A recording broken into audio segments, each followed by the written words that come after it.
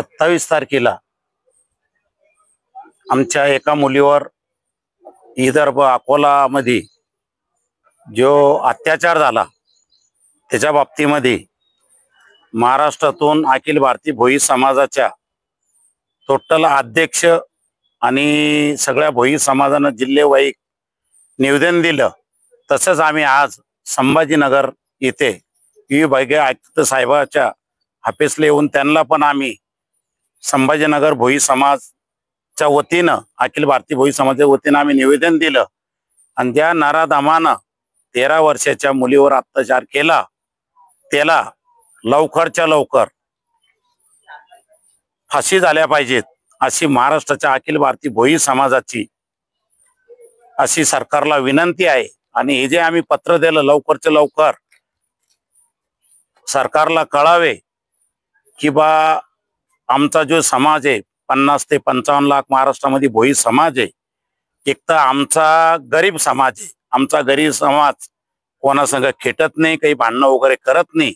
पण असं जर होत असन कोणत्याही मुलीवर असं अत्याचार होत असणं आम्ही जर याचा सरकारनं दखल नाही घेतली तर भोई समाजाच्या वतीनं आम्ही पूर्ण महाराष्ट्रभर 40 ते 50 लाख लोक जमा करून आम्ही फार मोठं आंदोलन करू अशी सरकारला विनंती करतो।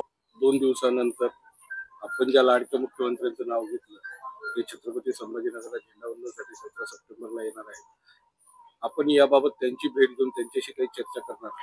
आम्ही सीएम साहेबाची भेट घेणार या 2 ते 3 दिवसामध्ये आणि त्यांच्याशी समाजाच्या मुलीच्या बाबतीत त्यांना पत्र देऊन त्यांची भेट घेऊन आम्ही न्याय मागणार आहे मुलीसाठी की बा असं कोणत्याही समाज आम्हाला ही मुख्यमंत्र्याकडे आमची मुख्यमंत्री साहेब समाजाच्या शिष्टमंडळाला भेटण्याची वेळ देईन अशी मला समाजाच्या वतीनं गॅरंटी आहे।